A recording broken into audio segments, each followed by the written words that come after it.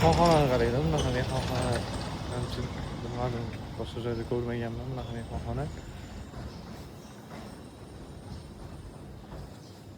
Ham tabiat qo'ynida shunaqa suvda oqlanib turibdi.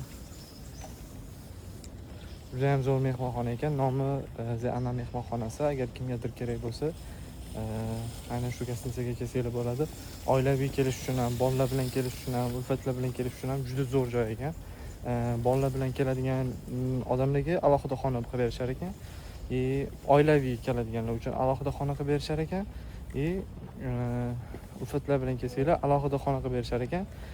Alohida xonasi qanaqa, masalan, oilaviy ko'pchilik bo'ladigan bo'lsanglar, ikki qavatli, pastroqdan o'zini alohida joyi bo'lar ekan oilaviylarni.